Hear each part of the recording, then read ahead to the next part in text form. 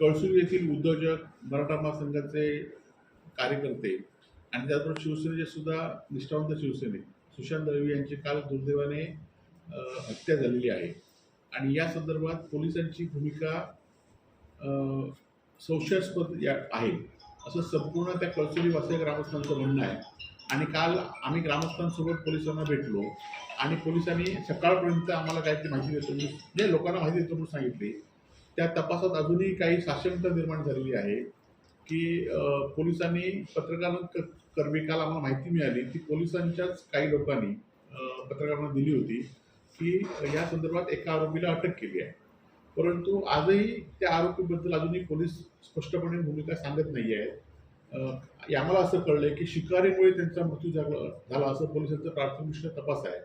परंतु ग्रामस्थांच्या म्हणण्याप्रमाणे आणि सुशांत दळवींच्या मित्रपरिवारामुळे हा मृत्यू किंवा ही हत्या ही शिकारीच्या प्रकरणामुळे झाली नाही आहे. आणि पोलिसांची भूमिका खरं तर काल जिल्हा पोलीस प्रमुख इथे येऊन गेले कळले, ॲडिशनल एसपी या ठिकाणी होते असं कळलं आहे. परंतु त्यांनी वास्तविकपणे सांगितलं पाहिजे की या घटनेचा तपास कुठल्या पद्धतीने चालू आहे. परंतु असं कुठलंही सांगितलं नाही. आणि त्याचबरोबर त्यांच्या कुटुंबातल्या लोकांना सुद्धा या संदर्भात सांगितलं नाही. परंतु गेल्या महिन्या 2 महिन्यापासून सुशांत दळवींना धमकी येत होत्या आणि त्या संदर्भात सत्ताधारी पक्षाच्या एका नेत्याने कणकवलीतल्या एका वकिलाच्या ठिकाणीच त्यांना धमकी दिली होती अशी त्यांनी तक्रार स्वतः सुशांत दळवी केली असं आम्हाला त्यांच्या कुटुंबियांनी सांगितलेलं आहे.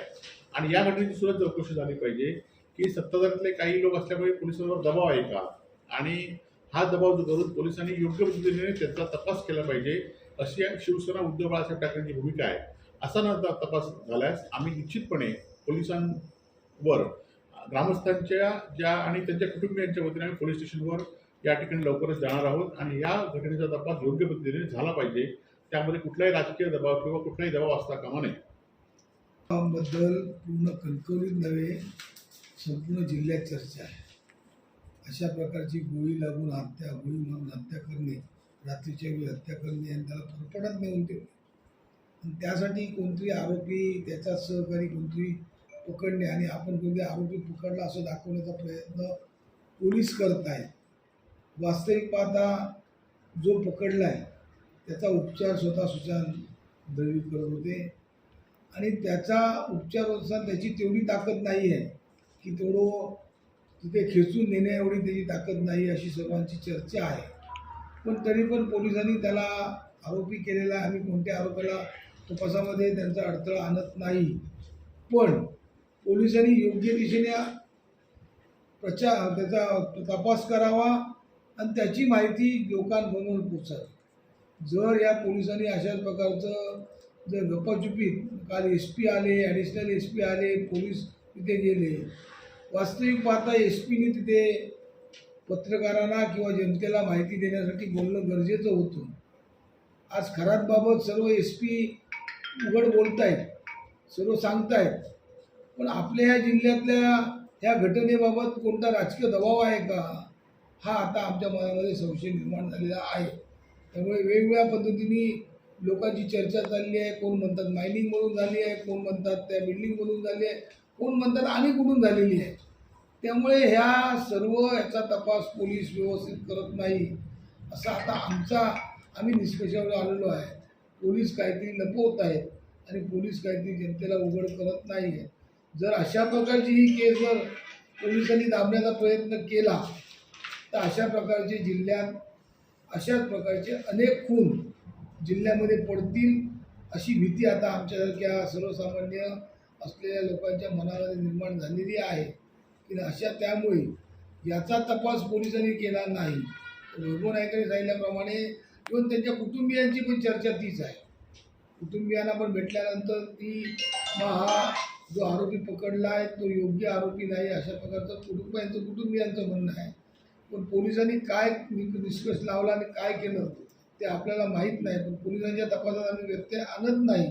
पण पोलिसांनी योग्य पद्धतीने तपास नाही केला तर लवकरच आम्ही वैभव नाईक पोलीस स्टेशनला जाऊ, वेळ पडल्यास मोर्चा काढू, वेळ पडल्यास CBI CIDकडे ही केस द्या अशा प्रकारची मागणी करू. आणि त्यामुळे या पोलिसांनी योग्य पद्धतीने तपास न केल्यास कारण संपूर्ण जिल्ह्यामध्ये आणि महाराष्ट्रामध्ये राज्य सरकारचं गृह खातं फेल्युअर झालेलं आहे. ते आता सिंधू जिल्ह्यावाल्यांनी पण बघितले. परवा दिवशी रात्री झाली आहे. काल सकाळी 8 वाजता बातमी कळाली आणि अजूनही पार्थिव त्यांच्या म्हणजे फॉरेन्सिक असू दे, परंतु अजूनही पार्थिव त्यांच्या ताब्यात संध्याकाळमध्ये तरी मिळणार नाहीत हे आहेत. म्हणजे जवळजवळ 50 तासापेक्षा जास्त कालावधी म्हणजे त्यांच्या पार्थिव कुटुंबियाच्या ताब्यात मिळण्यासाठी होणार आहे. आणि त्यामुळे गृह खात्याची सुद्धा ही जबाबदारी आहे की चौकशी तुम्ही करताना पार्थिव किती वेळात दिलं पाहिजे. पोस्टमॉर्टम करून पार्थिव अजून म्हणजे 50 तास आज संध्याकाळशिवाय मिळणार नाही ना. त्यामुळे या संदर्भात सुद्धा गृह खात्याने ही भूमिका घेतली पाहिजे की एखाद्याचं पार्थिव किती दिवसात किती वेळात दिलं पाहिजे, किती तासात दिलं पाहिजे. आणि त्यांना कुटुंबियांना अजून काही सांगत नाहीत कधी देणार आहे ते. आणि त्यामुळे ह्या गोष्टीचा सुद्धा पोलिसांना आणि ही कायदा जिल्ह्यात सुव्यवस्था कुठे आहे. दिवसाढवळ्या ड्रग्ज मिळत आहेत, दिवसाढवळ्या ह्या मर्डर बंदुका मिळत आहेत, त्याच्या मर्डर होत आहेत. त्यामुळे ही कायदा सुव्यवस्था जिल्ह्यातली तर बिघडता कामा नये. आणि ती बिघडण्यासाठी न देण्यासाठी आम्ही जे प्रयत्न करावे लागतील, जी आंदोलनं करावी लागतील, जो दबाव ठेवावा लागेल तो आम्ही ठेवू. आणि आम्ही कुठल्याही दबावाला भीक न घालता सुशांत दळवींच्या यांना न्याय मिळवून देण्याचा प्रयत्न आणि शिवसेनेचा आमचा शब्द आहे.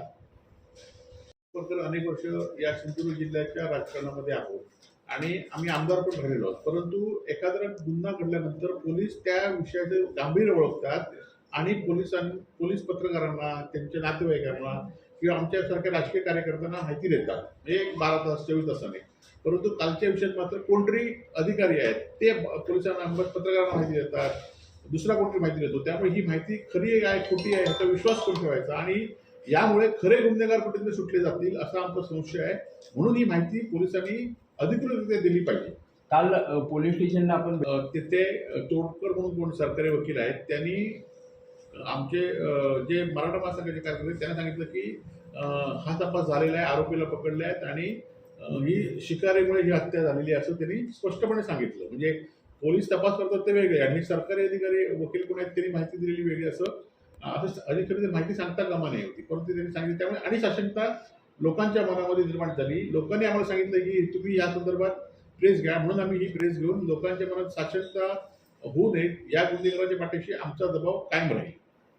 आता ह्या घटनेत सुद्धा म्हणजे काय घटनेमध्ये गांभीर्य ओळखलं पाहिजे आणि जिल्हावासियांना ते गांभीर्य आहे. या आधीच्या घटना काय ज्या आहेत त्यामुळे ह्या घटनेकडे गांभीर्याने पोलिसांनी बघितलं पाहिजे. आणि जर ह्या घटनेचा उघड नाही झाला तर लोकांमध्ये अनेक लोकांबद्दल शंका निर्माण होईल. सुशांत दळवी यांना की ज्याप्रमाणे एक कणकोलीतल्या वकिलाकडे सत्ताधारी पक्षातल्या एका नेत्याने त्यांना धमकी दिली होती तशी त्यांनी तक्रार दिल्याची आम्हाला त्यांच्या कुटुंबियांनी माहिती पण दिलेली आहे आणि त्या दृष्टीने सुद्धा तपास झाला पाहिजे.